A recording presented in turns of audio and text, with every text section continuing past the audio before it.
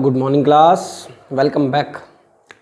The topic is normal resident, या फिर यूँ हिंदी में कहूँ तो सामान्य निवासी। ठीक है। मैं इस टॉपिक को पढ़ाने से पहले इसकी ना बता दूँ कि कितना अच्छा है, कितना ज़रूरी है, कितना सुंदर है। जब आप नॉर्मल रेजिडेंट पढ़ते हैं तो डेफिनेशन आपके पास दोनों में है, ये इंग्लिश में है और उसी का हिंदी वर्जन ये रहा। कुछ कंडीशंस और हैं, ठीक है, कुछ कंडीशंस और हैं, कुछ एग्जांपल्स पढ़ने वाले हैं बट इंग्लिश में लिख दिए, बट कोई बात नहीं, वो डिस्कसेबल है। मतलब आप उनको ना उनके ऊपर बात कर सकते हो, आप उन्हें समझ सकते हो। ये टॉपिक इतना खूबसूरत है कि इसके दम पे आप सिटीजनशिप, नागरिकता के ऊपर बात कर पाएंगे, रेजिडेंशियलशिप, जो निवासी होते हैं उनके ऊपर आप बात कर पाएंगे। ठीक है। जो हमारी डोमेस्टिक गुड्स होती हैं, जो कि घरेलू उत्पाद होता है, उसके ऊपर आप बात कर पाएंगे, या फिर जो नेशनल गुड्स हैं, ठीक है, मतलब जो राष्ट्रीय उत्पाद है उसके ऊपर बात कर पाएंगे। तो ये एक स्टार्टिंग है काफ़ी चीज़ों की, यहाँ पे आप चीज़ें जोड़ने वाले हैं। डेफिनेशन को पढ़ते हैं, सबसे पहले उसको डिस्कस करते हैं, फिर अपने जो चाहते हैं कि इसमें क्या क्या जुड़ता है, क्या क्या नहीं जुड़ता, कुछ एग्जांपल्स वगैरह हैं, उस पर दोबारा से एक बार बात की जाएगी। तो स्टार्ट करते हैं। अब आप देखो, इनको अगर मर्ज करके मैं बताऊँ तो सबसे पहले आप देखते हैं, कहता है कि normal resident of a country. ठीक है। Normal resident of a country refers to an individual और एन इंस्टीट्यूशन। आप किसकी बात कर रहे हो? एक कंट्री के अंदर एक सामान्य निवासी कौन होता है? किसी देश का सामान्य निवासी कौन होता है? कोई एक इंडिविजुअल व्यक्ति हो सकता है, एक इंडिविजुअल पर्सन हो सकता है, या फिर कोई इंस्टीट्यूशन। इंस्टीट्यूशन का मतलब यहाँ पे होता है किसी संस्था का। ठीक है। मतलब आप किसी एक इंडिविजुअल पर्सन को, कि एक इंडिविजुअल व्यक्ति को भी कह सकते हैं कि ये इस देश का नॉर्मल रेजिडेंट है, या फिर आप किसी इंस्टीट्यूट को भी कह सकते हैं कि हाँ, ये जो इंस्टीट्यूट है ये इस देश का सामान्य निवासी या फिर नॉर्मल रेजिडेंट है। किसको कह सकते हैं? किसको कह सकते हैं? समझो, किसको कह सकते हैं? किसको कह सकते हैं? Who ordinary resides in a country. मतलब इसका मतलब ये होता है जो उस देश में रहता है।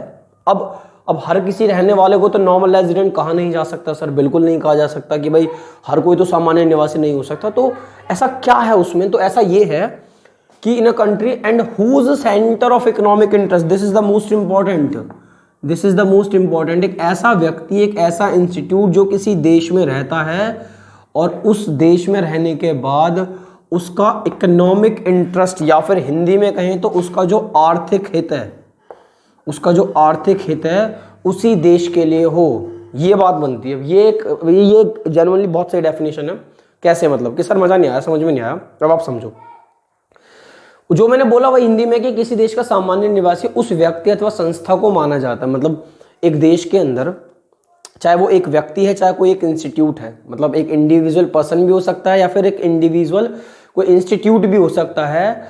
तो हम उन स्पेसिफिक, उन स्पेशल लोगों को ही मतलब सामान्य निवासी मानते हैं जिनका इकोनॉमिक इंटरेस्ट उसी देश के लिए हो जिस देश में वो रहते हैं। ठीक है। या फिर क्या कहते हैं, जिसका आर्थिक हित उस देश की आर्थिक सीमा में केंद्रित हो जिसमें वह रहता है। यही तो कह रहे हैं, यही तो कह रहे हैं मेरे भाई। ठीक है। कहते हैं सर ये इकोनॉमिक इंटरेस्ट क्या होता है, ये आर्थिक हित क्या होता है? चलो ये तो हमें पता, आर्थिक सीमा आपने पहली वीडियो में पढ़ा दिया था। ठीक है। और या फिर ये चलो जिस देश में वो रहता है, तो ये सारी बात तो हमने दो बार डिस्कस कर ली। ठीक है। देखो किसी भी चीज़ को ना यार बार बार बताने का ना रीज़न ये होता है कि कोई टॉपिक ना छूटे ना, मतलब कवर होता रहे। तो अब समझ रहे हो आप, ये वाली बात है। अब बात करते हैं कि इकोनॉमिक इंटरेस्ट क्या है। देखिए इकोनॉमिक इंटरेस्ट को अगर जानना है तो इकोनॉमिक इंटरेस्ट का एक सिंपल सी बात ये है, ठीक है, किसी ने कहा कि सर इकोनॉमिक इंटरेस्ट का होता है कि जहाँ पे सबसे पहली बात, आप जिस देश में रहते हैं, जिस डोमेस्टिक टेरिटरी में रहते हैं, सबसे पहले आप उसकी बात करेंगे। यदि कोई बाहर का व्यक्ति भी इंडिया में आ जाए और वो यहाँ नौकरी चाकरी करने लग जाए, सही है, और वो यहीं कमाता है, यहीं खाता है, यहीं सेव करता है, मतलब जितना कमा लिया यहीं खा लिया, यहीं बचा लिया, अपनी लोकल लैंग्वेज में कि बेटा कमा लो, खा लो, बचा लो, यही ज़िंदगी है, यही इकोनॉमिक इंटरेस्ट है। और क्या? यही इकोनॉमिक इंटरेस्ट है और कुछ नहीं है। ठीक है। मतलब अर्निंग, स्पेंडिंग और जो उसकी सेविंग्स वगैरह है वो उसी देश में होनी चाहिए, उसी जगह में होनी चाहिए जहाँ वो रहता है। इसको कहते हैं इकोनॉमिक इंटरेस्ट। ओए 4.5 मिनट का तो ये हो गया। ठीक है, चलो आगे देखते हैं। तो दिस इज डेफिनेशन कि नॉर्मल रेजिडेंट कौन है। अब यहाँ क्वेश्चन में आता है कि सर चलो आपने ये तो बता दिया, तो कौन नॉर्मल रेजिडेंट में जोड़े जाते हैं, कौन नहीं जोड़े जाते? तो पहले उनकी बात कर लेते हैं जो नहीं जोड़े जाते, बाकी डिफरेंस अपन कर लेंगे यार। सबसे पहली बात, अगर कोई विदेशी व्यक्ति है जो कि भारत में विजिट करना चाहता है, भारत में आना चाहता है कुछ टाइम के लिए, या फिर भारत में एज अ टूरिस्टर आना चाहता है, तो वो हमारे देश के नॉर्मल रेजिडेंट में नहीं काउंट होगा। क्यों? वो आएगा 2-4 महीने घूमेगा इंडिया में, फिर चले जाएगा। अपने देश से कमा के लाया, वो अलग बात है कि यहाँ के उसने खर्च कर दिया। कमाया कहाँ? अपने देश में। खर्च कहाँ कर रहा है? भारत में। सेविंग कहाँ करेगा? अपने देश में। हमें कोई मतलब नहीं, आ घूम जा, क्या दिक्कत है? नहीं है। फॉरेन टूरिस्टर को हम यहाँ नहीं जोड़ते, विजिटर्स को नहीं जोड़ते। एक चीज़ और, मैं इसमें कुछ शब्द मुझे मिलाने पड़ते हैं फॉर हिंदी और इंग्लिश के लिए, तो चलिए ओके। अगर आप फॉरेन स्टाफ की बात करते हैं, एम्बेसीज का, एम्बेसीज क्या होती है? जो दूतावास होते हैं, समझ रहे हो? तो foreign staff of embassies, official diplomats and the members of armed force. अगर किसी देश का जो सैन्य बल होता है, या फिर किसी देश के जो दूतावास में जो काम कर रहा होता है, जो विदेशी स्टाफ काम कर रहा होता है इस टाइप का, या फिर कुछ लोग ऐसे हैं जो सिर्फ ऑफिशियल काम के लिए भारत में आए हुए हैं, वो कुछ दिन काम करेंगे फिर अपने देश चले जाएंगे, ठीक है, तो ऐसे लोगों को भी नॉर्मल रेजिडेंट में नहीं जोड़ा जाता। ठीक है। इंटरनेशनल ऑर्गेनाइजेशन, इंटरनेशनल ऑर्गेनाइजेशन के लिए आप एग्जांपल ले सकते हो यूएनओ का, ठीक है, WHO का, कि वर्ल्ड हेल्थ ऑर्गेनाइजेशन, इस टाइप से, ठीक है। तो अगर कोई भी इंटरनेशनल ऑर्गेनाइजेशन है तो भी आप उसको एज ए नॉर्मल रेजिडेंट अपने देश में ट्रीट नहीं करोगे। और अगर इनका कोई एम्प्लॉय है, मतलब इस इंटरनेशनल ऑर्गेनाइजेशन का कोई एम्प्लॉय है, तो मेरे भाई उसको भी यहाँ पे काउंट आप नहीं करोगे, नॉर्मल रेजिडेंट में वो भी नहीं आएगा। Crew members of the foreign vessels, commercial travels and the seasonal workers. अब इसकी जनरली बात करते हैं, कुछ वर्कर ऐसे होते हैं जो सब सीजन काम करते हैं। मान के चलो कोई ठंड वंड का टाइम है, या फिर कोई गर्मियों का टाइम है, कोई भी ठंड का टाइम, और कुछ लोग ऐसे हैं कि उनको रुई वगैरह से मतलब गद्दे वद्दे बहुत कैड़े बनाने आते हैं, तो वो हमारे भारत में आएंगे, कुछ दिन काम करेंगे और चले जाएंगे। कुछ लोग होते हैं कॉमर्शियल ट्रैवल, मतलब वो सिर्फ बिजनेस से ही कुछ दिन के लिए भारत में ट्रैवल करा, कुछ दिन कमाया, फिर अपने यहाँ चले गए। ठीक है, तो समझ रहे हो आप, कुछ लोग ऐसे होते हैं जो सिर्फ भारत में आते हैं, कुछ दिन कमाते हैं, फिर अपने देश में चले जाते हैं। तो उन्होंने अर्निंग यहाँ करी, हो सकता है स्पेंडिंग में वहीं कर रहे हो, लेकिन उनका इकोनॉमिक इंटरेस्ट पूरा यहाँ नहीं है। वो उस पैसे को कमा के कहाँ ले जाते हैं? अपने देश में ले जाते हैं, और एक्चुअल में वो खर्च अपने देश में जाके करते हैं, तो फिर वो लोग यहाँ नहीं जोड़े जाएंगे। बहुत सारे वर्कर्स ऐसे हैं जो कि बॉर्डर वर्कर्स हैं, जैसे कि भारत और नेपाल के जो रिश्ते हैं, वो पता नहीं बीच में तो बड़े ड्रामे हो रहे थे, ठीक है, जो उनके हैं ओली, उनकी वजह से, या जो भी रहा हो देखा जाएगा, उसका हमें नहीं कोई दिक्कत। तो जो बॉर्डर वर्कर्स हैं, तो जैसे मान के चलिए कोई नेपाल में रहता है, लेकिन वहाँ पे कोई खास बॉर्डर की कंडीशन है नहीं, ठीक है, कोई खास बॉर्डर की कंडीशन है नहीं, तो नेपाल से भारत में आया, सही है, यहाँ काम करा, फिर शाम को अपने घर चले गया। अरे भाई मेरे चैन बेच दी, चैन बेच रहे थे यार, बहुत सही। तो बॉर्डर वर्कर्स क्या हैं अभी? तो बॉर्डर वर्कर्स का हमने बताया था कि अब वो बंदा सुबह को आया, शाम को कमाया, अपने वापस चले गया, फिर आया 1 महीने यहाँ कमाया, फिर अपने वापस चले गए। तो ऐसे लोग होते हैं कौन से? Border workers. ठीक है, तो कुछ हमारे पास एक बुक है इंग्लिश मीडियम में, ठीक है, और उसमें से कुछ एग्जाम्पल्स अगर मैं आपको पढ़ के बताता हूँ। जैसे मान के चलिए कि कोई एक इंडियन ऑफिशियल वर्किंग है, जो कि इंडियन एम्बेसी में काम करता है, मतलब एक भारत का बंदा है जो कि यूएसए में एक जो एम्बेसी है, जो एक दूतावास है, वहाँ नौकरी करता है। ठीक है, तो जब हम लोग किसी दूसरी एम्बेसी के स्टाफ को अपने नॉर्मल रेजिडेंट में काउंट नहीं करते, तो वो लोग भी नहीं करेंगे। तो अगर कोई इंडियन किसी दूसरे देश में जाता है और वहां पे एम्बेसीज में, हाई कमीशन में, कंसुलेट्स में जॉब वगैरह करता है, मतलब दूतावास वगैरह में नौकरी वगैरह करता है, तो वो हमारे देश का ही नॉर्मल रेजिडेंट कहलाएगा, हमारे देश का ही सामान्य नागरिक कहलाएगा। अब मान के चलो कोई भी विदेशी है, कोई यूएसए का ही एक बंदा है जो कि भारत में आता है 2 महीने के लिए ट्रैवल के लिए, तो फिर वो हमारे देश का नॉर्मल रेजिडेंट नहीं कहलाएगा, वो सिर्फ एक एज अ टूरिस्टर की तरह ट्रीट होगा। ठीक है, अगर हम यहाँ से किसी दूसरे देश में मैच देखने जाते हैं, जैसे कि अभी भारत की जो सीरीज हुई है साउथ अफ्रीका से, ठीक है, तो अगर हम यहाँ से साउथ अफ्रीका जाते हैं मैच देखने, तो मैच देखने से हम साउथ अफ्रीका के नागरिक नहीं हो जाते, हम अपने ही देश के नागरिक रहेंगे। तो ऐसे केस में आप भारत के नॉर्मल रेजिडेंट रहेंगे। ठीक है, मान के चलिए कि कोई इंडियन है जो कि यूनाइटेड नेशन में, ये एक यूनाइटेड नेशन का कोई ऑफिस है, उसमें वो नौकरी करता है, ठीक है, जो कि अमेरिका में स्थित है, बट 1 साल से कम के लिए। ध्यान रखें, 1 साल की बड़ी बढ़िया बात है, ठीक है, क्योंकि ये कहा जाता है, ये भी चीज़ दोबारा से पढ़ाई जाएगी कि अगर आप किसी देश में 1 साल या उससे ज़्यादा रह लेते हैं तो आप वहाँ के नॉर्मल रेजिडेंट बन जाते हैं। ठीक है। बट मान के चलिए उन्होंने यहाँ कुछ इस तरीके से लिखा हुआ है कि कोई इंडियन वर्किंग है यूएनओ के ऑफिस में जो कि अमेरिका में स्थित है 1 साल से कम के लिए, तो फिर हमारे नॉर्मल रेजिडेंट में कहलाएगा, और अगर 1 साल से ज़्यादा के लिए है तो फिर वहाँ का नॉर्मल रेजिडेंट बन जाएगा, ठीक है। अगर कोई इंडियन एम्प्लॉय काम करता है WHO के अंदर, वर्ल्ड हेल्थ ऑर्गेनाइजेशन के अंदर, जो कि इंडिया में ही लोकेटेड है, तो भाई इंडिया में लोकेटेड बंदा इंडिया में काम कर रहा है, वो अलग बात है कि एक इंटरनेशनल ऑर्गेनाइजेशन है, बट उस इंटरनेशनल ऑर्गेनाइजेशन के अंदर एक इंडियन नौकरी कर रहा है, तो फिर वो इंडिया की ही नॉर्मल रेजिडेंट में काउंट होगा, इस बात को ध्यान रहे, ठीक है। कुछ लोग ऐसे हो सकते हैं कि भारत में इतनी अच्छी अच्छी सुंदर सुंदर जगहें हैं कि मान के चलो कोई ताजमहल देखने के लिए आया है, तो कोई दिल्ली घूमने आया है, तो कोई साउथ की जो केरल वेरल साइड की जो ब्यूटी है उनको देखने आया है, जिस भी तरीके से, या फिर राजस्थान जा सकते हैं आप, मनाली हिमाचल कहीं भी जा सकते हैं, भारत में घूमने के लिए बेहिसाब है। तो ऐसे टूरिस्टों को भी आप अपने नॉर्मल रेजिडेंट में काउंट नहीं करेंगे। अगर ऐसा होता है कि मान के चलिए आप किसी दूसरे देश में ट्रैवल के लिए जाते हैं, ठीक है, आप किसी दूसरे देश में ट्रैवल के लिए जाते हैं, तो भी आप हमारे ही देश के नॉर्मल रेजिडेंट कहलाएंगे। ऐसा नहीं कि आपने वहाँ पे जाके ट्रैवल करा और अब वहाँ के जाके नॉर्मल रेजिडेंट हो गए। तो कुछ इस तरीके से ये चीज़ें हैं। अगर इसमें कुछ डाउट्स होते हैं तो आप हमें ज़रूर बताएंगे कमेंट सेक्शंस के अंदर, और उनका वेलकम है। मैं तो चाहता हूँ कि ये बहुत सारे डाउट्स आएँ और उस पर लगातार वीडियोज़ बने। तो आप इसको अभी तक नोट करो, ठीक है, आप इसको नोट करो। उसके बाद हम इसमें चलते हैं नेक्स्ट, सिटीजनशिप और जो हमारा रेजिडेंशियलशिप होता है ना, उसके ऊपर। अब आप देखना जरा से, देखो दो चीज़ लिखी हुई है, एक लिखी हुई है सिटीजनशिप मतलब नागरिकता के ऊपर बात करनी है, और दूसरा लिखा हुआ है रेजिडेंशियलशिप जो कि निवासियों के लिए होता है। और फिर ये एक छोटी सी इंग्लिश काटी है मैंने, ठीक है। तो शुरुआत में इस इंग्लिश से करते हैं कि भाई इस इंग्लिश का मतलब क्या है। तो भाई एक वक्त पे आप एक देश के रेजिडेंशियल कहला सकते हो, मतलब निवासी कहला सकते हो, और उसी वक्त आप दूसरे देश के सिटीजन कहला सकते हो। सर ये क्या बात है? ऐसे है भाई, आप एक वक्त पे एक कंट्री के सिटीजन और उसी वक्त दूसरे कंट्री के रेजिडेंशियल कहला सकते हो। कि सर समझ में नहीं आया, पहले इन्हें बता तो दे होते क्या हैं, कि सिटीजन कौन है या फिर जो ये रेजिडेंट है ये कौन है। तो बस कौन बताएगा, हम सीखो।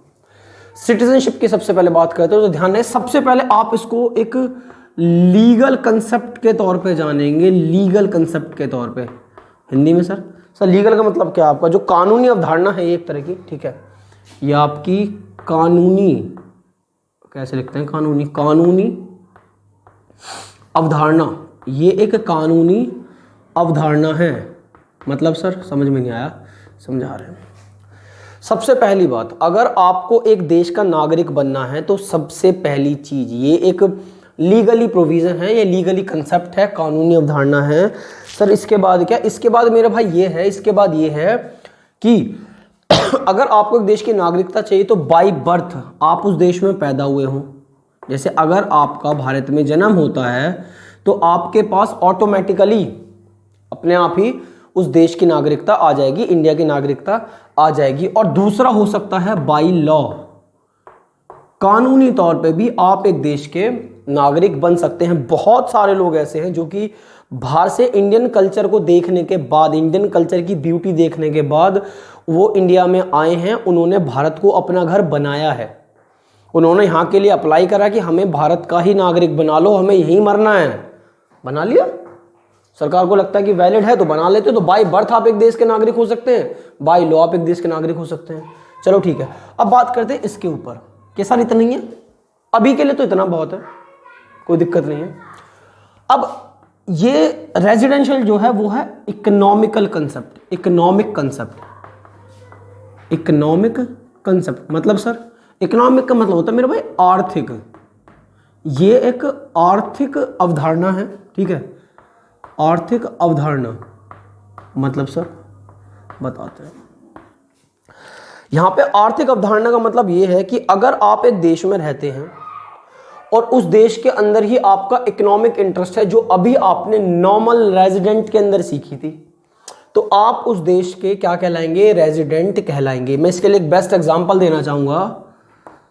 हम एक शब्द बोलते हैं बहुत ज्यादा, NRI।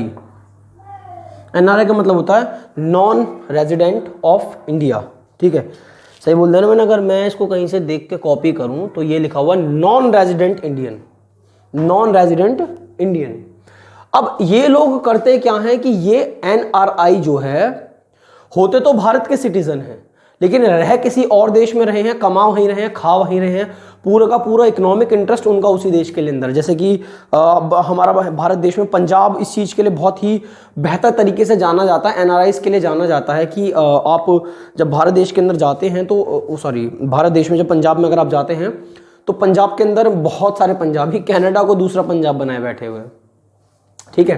तो वो लोग जनरली एनआरआई हैं कि उन्होंने अभी भी नागरिकता भारत की ही है उनके पास, लेकिन वो जो रेजिडेंट है वो कहाँ के हैं, कनाडा के हैं, या फिर जहाँ भी जिस भी पर्टिकुलर कंट्री में वो रहते हैं उस देश के वो क्या हैं, रेजिडेंशियल हैं, ठीक है। तो ये जो मैंने बात अभी एग्जांपल के तौर पे दी, ये तो इसको भी सूट कर गई सर? बिल्कुल भाई, क्यों सूट नहीं करेगी। आप एक वक्त पे एक देश के नागरिक और दूसरे उसी वक्त पे किसी दूसरे देश के नॉर्मल रेजिडेंट भी कहला सकते हैं। तो ये था छोटा सा सिटीजनशिप और रेजिडेंटशिप। अब इसके बाद आपको थोड़ा सा डिफरेंस बताया जाएगा कि जो डोमेस्टिक गुड्स होती हैं, डोमेस्टिक प्रोडक्ट होते हैं और जो नेशनल प्रोडक्ट होते हैं उनके बारे में। तो आप इसको नोट करो जिस भी तरीके से आप करना चाहते हो। देन हम इस पर बात करते हैं आगे। देखो आप यहाँ पे दो चीज़ें लिखी हुई हैं, डोमेस्टिक प्रोडक्ट और नेशनल प्रोडक्ट, मतलब कि आपका जो घरेलू उत्पाद है और जो आपका राष्ट्रीय उत्पाद है, दोनों डेफिनेशन है। इसको जानना ज़रूरी है। इसके साथ जब आप इसमें आगे चलते हैं तो आपको उसमें बहुत कुछ सीखने को मिलेगा। तो मैं एक एक करके शुरू करता हूँ। तो यहाँ पे थोड़ा सा पहले हिंदी में पढ़ते हैं, फिर इंग्लिश में पढ़ते हैं, उसको मर्ज करते हैं। कहता है कि डोमेस्टिक प्रोडक्ट क्या होते हैं। कहता है कि include production activity of production unit, ठीक है। आप प्रोडक्शन एक्टिविटी को जोड़ते हैं, production unit located in the economic territory irrespective of fact whether carried out the resident और नॉन रेजिडेंट। अजीब है सर, नहीं समझ में आया। तो इसको बात करते हैं कि निश्चित समय सीमा के भीतर किसी देश की सीमाओं के भीतर उत्पादित सभी अंतिम वस्तुओं और सेवाओं को कुल मौद्रिक या बाजार मूल्य है। अब आप यहाँ पे समझो इसका मतलब क्या। इसका मतलब ये है कि आप अपने किसकी बात करते हैं, आप अपने देश की सीमाओं के भीतर की बात करते हैं। आप बात करते हैं किसकी, आप बात करते हैं जो हमारे इकोनॉमिक टर्शरी है, जो हमारी डोमेस्टिक टर्शरी है उसकी। आपके डोमेस्टिक टर्शरी के अंदर जितनी भी गुड्स एंड सर्विसेज प्रोड्यूस होती हैं, जितनी भी वस्तुएं और सेवाएं प्रोड्यूस होती हैं या उत्पादित होती हैं, उनका कुल मौद्रिक मनी वैल्यू या फिर बाजार मूल्य। इन अ सिंपल डेफिनेशन कि एक देश की इकोनॉमिक टर्शरी, एक देश की जो नॉर्मल जो हमारी डोमेस्टिक टर्शरी है, ठीक है, उसके अंदर देख, आप चाहे रेजिडेंट हो चाहे आप वहाँ के नॉन रेजिडेंट हो, हमें फ़र्क नहीं पड़ता, ठीक है। आप वहाँ के चाहे रेजिडेंट हैं चाहे नॉन रेजिडेंट हैं, कोई फ़र्क नहीं होता। देखिए डेफिनेशन में रेजिडेंट नॉन रेजिडेंट जैसा शब्द इस्तेमाल हो रहा है, इसका मतलब है कि आपको हमने पढ़ाया है कि रेजिडेंट क्या था और नॉन रेजिडेंट किसको हम यहाँ पे मानते थे। अगर वो लोग एक देश की इकोनॉमिक टर्शरी के अंदर रह के, एक देश की सीमा के अंदर रह के गुड्स एंड सर्विसेज प्रोड्यूस करते हैं, गुड्स एंड सर्विसेज प्रोड्यूस करते हैं, तो उनकी जो मार्केट वैल्यू है या फिर उनकी जो मनी वैल्यू है वो किसको डिफाइन करती है, आपके डोमेस्टिक प्रोडक्ट को डिफाइन करती है, ठीक है। अगर नहीं आया तो आप इसको एक बार खुद से भी पढ़ना है आपको, ठीक है। तो आप एक टाइम के अंदर सर यहाँ से लेके यहाँ एक वक्त के अंदर एक देश की डोमेस्टिक टेरिटरी के अंदर जितने भी गुड्स एंड सर्विसेज प्रोड्यूस्ड हुई, वो चाहे कोई देश का रेजिडेंट प्रोड्यूस कर रहा हो चाहे नॉन रेजिडेंट प्रोड्यूस कर रहा हो, हमें फ़र्क नहीं पड़ता। उसकी मनी वैल्यू क्या है, उसकी मार्केट वैल्यू जो भी होगी वो क्या कहलाएगा, हमारा बेसिकली डोमेस्टिक प्रोडक्ट कहलाएगा। अब नेशनल प्रोडक्ट में डोमेस्टिक प्रोडक्ट में सिर्फ एक डिफरेंस ये आ जाता है कि अब आप यहाँ पे सिर्फ डोमेस्टिक टेरिटरी की बात नहीं करेंगे, आप यहाँ पे बात करेंगे टोटल, मतलब देश के अंदर की भी और देश के बाहर की भी। तो ये नेशनल प्रोडक्ट में है कि include production activity of normal resident irrespective of fact whether the perform with the economic tertiary और आउटसाइड इट, चाहे आप प्रोडक्शन देश के अंदर से ला रहे हैं देश के बाहर से ला रहे हैं, ठीक है। तो उसका जो टोटल है, मतलब डोमेस्टिक, इसमें आप क्या कहते हैं, नेशनल प्रोडक्ट के अंदर आप अपना डोमेस्टिक प्रोडक्ट जोड़ दें और जो प्रोडक्शन आपको बाहर से मिलती है with the help of import वगैरह, इस तरीके से भी आप बात कर सकते हैं। या फिर जो देश के बाहर से प्रोड्यूस करके हमारे भारत देश में आ रही हैं, वो किसको बताती हैं, वो हमारे किस जनरली नेशनल प्रोडक्ट को बताती हैं, राष्ट्रीय उत्पाद को बताती हैं, ठीक है। इसके बाद आप इसको यहाँ से नोट करें, ये ज़रूरी है। इसके बाद हम आप लोगों को इसमें जो बताने वाले हैं वो क्या क्या बताने वाले हैं, आपको यहाँ पे जानने को मिलेगा फैक्टर इनकम क्या है, या फिर जो हमारी ट्रांसफ़र इनकम क्या है, मतलब साधन आय क्या हो गई आपकी, या फिर जो आपकी स्थानांतरण आय है वो क्या हो गई, ठीक है। स्थानांतरण आय के भी टुकड़े हैं। तो आप इसको इतना नोट करें। देन हम इसकी अगली क्लिप में चलते हैं।